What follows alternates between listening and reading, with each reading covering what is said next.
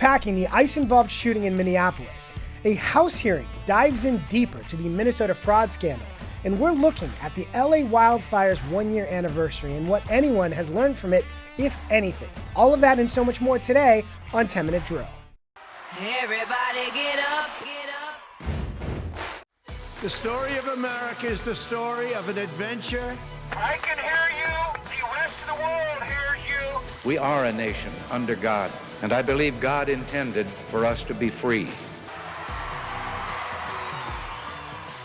As tensions have heated up around the country around ICE, yesterday there was a tragic ICE-involved shooting in Minneapolis. We do so earlier this morning. Minneapolis was the site of an ICE officer-involved shooting. If you first learned about this shooting from hearing local officials speak, you wouldn't have a very clear picture of what happened. First, here's Jacob Frey. They are already trying to spin this as an action of self-defense. However, because it is 2026 and there are cameras everywhere when any event happens, additional footage gave more context to what actually happened. Look at this image. As you can see here, there is an officer in front of the vehicle, but we're going to go to this angle as well from far away. When you zoom in, you can see the ICE officer was directly in front of the vehicle. A lot of people have argued to suggest she was turning her wheels, but if you're standing directly in front of that car, you can't see where the wheels are turning. All you know is that a car is accelerating into you.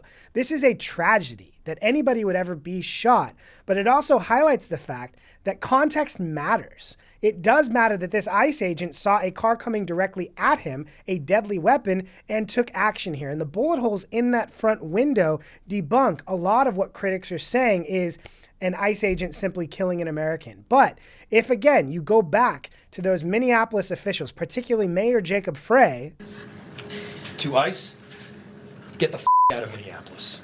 it's fairly clear here that Democrats want to incite riots like what Minneapolis saw after the death of George Floyd. Whether they want it to distract from the larger scandals going around Minnesota is anyone's guess. But when you understand the context here, this was a tragedy, and it's also a result of Democrats' escalating rhetoric around ICE.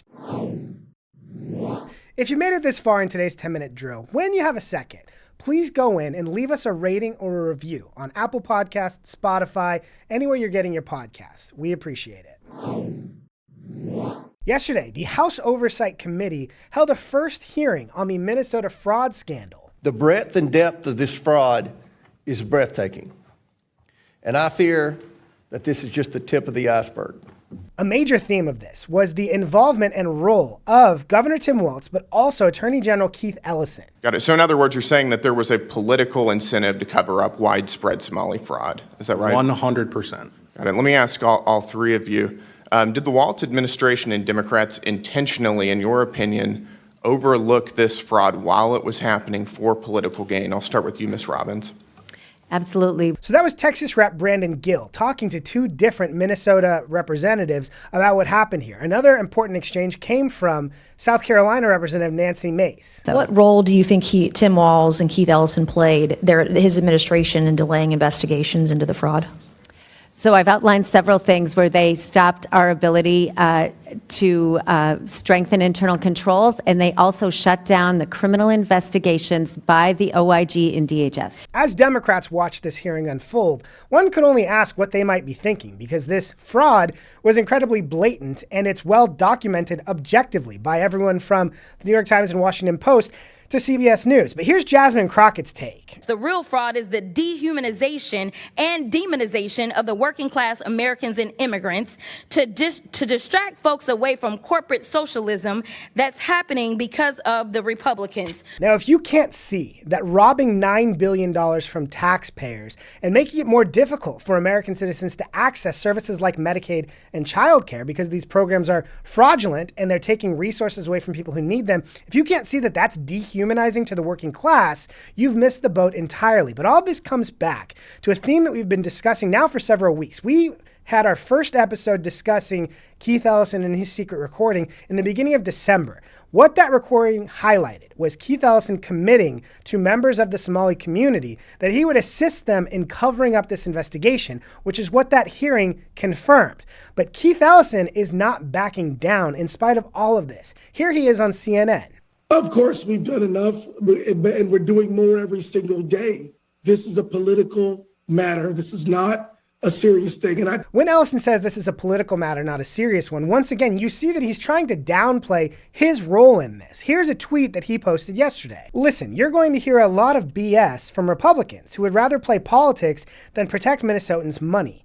The truth is, I'm proud to hold the record as the most effective prosecutor of Medicaid and civil fraud. Despite Republican obstruction, my office has prosecuted over 300 criminals and recovered over $70 million for the state. So again, when you hear him say he's returned $70 million, contrast that with the $9 billion that he did not return. And when he met with those fraudsters, they were at that exact time dealing with fraud in the hundreds of millions of dollars range as a part, again, of that larger $9 billion in fraud. Now, Keith Ellison's best defense, and the reason he's trying to downplay is he's argued he didn't know those fraudsters were being investigated when he met with them and when he promised to help them. Now, the investigations were happening both from federal agents, but also his own office. And so for him to say he didn't know this was happening is pretty outrageous. But to be fair, he was also involved in other crazy things. For example, crazy 2020 climate scam lawsuit filed by Minnesota Attorney General Keith Ellison suggested that carbon dioxide might make Minnesota too hot for people of color. So again, we know that Ellison has been involved in a lot of crazy things at this same time, but his best defense is that he didn't know what his own AG's office was doing, and he didn't know that feds were investigating people in his own state that he is the chief law enforcement officer of. Would you rather be dumb or evil? That is the choice for Keith Ellison, but both of them carry culpability in this giant fraud scheme. On Tuesday, we talked about the successful law enforcement operation to arrest socialist dictator Nicolas Maduro in Venezuela and bring him here to face justice in New York City. A surprising thing happened almost immediately after that operation was carried out. Here's CNN's Harry Enton. Just 21% support. Come over to this side of the screen. After the ousting, look at that. The support through the roof. Now we're talking about 37%, well within the margin of error right here of the opposition, 38%. It turns out Americans like what they deem to be successful foreign policy operations. So, as Harry's highlighting there, support for removing Maduro from power skyrocketed after it happened. Now, I believe there are three main reasons for this. One, as Harry said, seeing an effective operation carried out, seeing the U.S. military be incredibly effective, do something incredibly impressive, people like to see that. Two, people have learned more about Maduro and just how terrible he is, both in terms of working with our adversaries from China, Iran, Russia, but also getting drugs into the United States. But third, they're seeing Democrats react to this, and they're seeing Democrat elected officials standing shoulder to shoulder with actual communists. Let's show that communist one more time. Free President Maduro!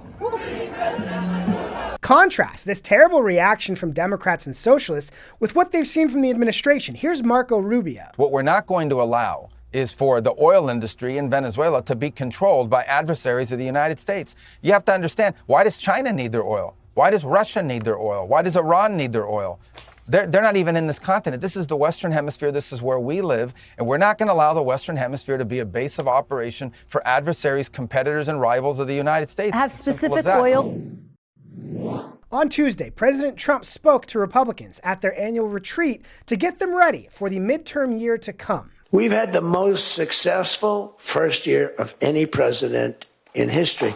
President Trump talked about a lot of things. One issue that he talked about was the fact that Republicans' advantage right now is that polling shows us most Americans view Republicans as the more normal party. Democrats are already seeing their fringe rise. And one dynamic that Democrats are concerned about with these midterms is very difficult primaries, where fringe candidates are challenging their more establishment candidates. For example, in Politico, Democrats face messy primary fights as DSCC loses grip on candidates. One of the most prominent examples of that we've talked about is Jasmine Crockett entering that Texas Senate primary. You're not. We done picking cotton. In Minnesota, there's a heated primary where crazy Lieutenant Governor Peggy Flanagan has entered the race. Assalamu alaikum. My name's Peggy Flanagan. I am the Lieutenant Governor of Minnesota. Other big primary contests are shaping up in Michigan or also in Maine, where Nazi tattoo holder Graham Plattner is trying to fight against radical socialist Janet Mills. So again, in Senate races, we're seeing this. In House races, it's also a dynamic to watch. This from Daily Caller. Democrats are looking to flip control of Congress in 2026. These nasty primary battles could get in the way. Heated primaries are picking up in districts in California, Colorado, Arizona, Pennsylvania, and others, where radical Democrats are feeling empowered by the rise of people like Zoran Mamdani and AOC, challenging the more establishment candidates picked by the leadership in Washington, D.C. So this will be a very interesting dynamic to see if Republicans are able to capitalize on Democrats embracing their more radical far-left fringe. This week marks the 1-year anniversary of the tragic LA wildfires and one of the episodes of the worst Democrat mismanagement in American history. To mark the occasion, Gavin Newsom did an interview, and here's one thing he said. Where are we at in the recovery effort?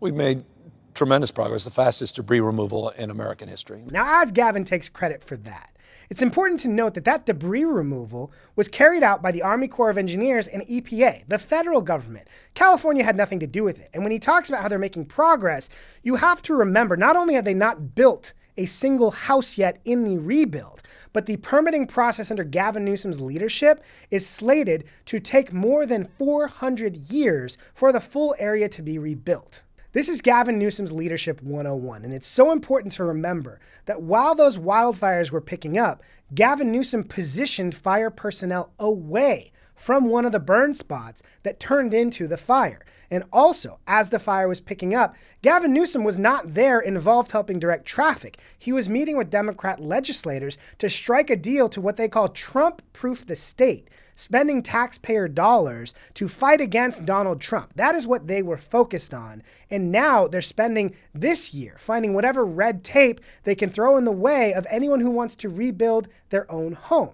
There's also massive new fees being dropped on people who want to, again, rebuild their own homes that were burned down in a fire that Gavin Newsom allowed to happen by not controlling the brush in Wildfire Alley, not refilling the water in the fire hydrants. But just to wrap this up, in one more piece of evidence of what I call the Gavin Newsom effect, this week, U-Haul released their U-Haul Growth Index, which highlights what states have the most people moving into them and what states have the most people moving out of them. Once again, California has the #1 position for people moving out of the state versus moving in, followed closely by Illinois, New York, and New Jersey. My friends, that is what we call the Gavin Newsom effect. And if he wants to run for president, he's going to have to explain how he made the most beautiful, most temperate, best weather state in the country the least attractive for anyone to actually live in. I was in California last week. It is the best in so many ways, and yet Gavin Newsom is so bad that people do not want to live there. That is all the time we have for today. Thank you so much for joining us here on 10 Minute Drill. Please leave us a review on Apple Podcasts or Spotify, and have a great day.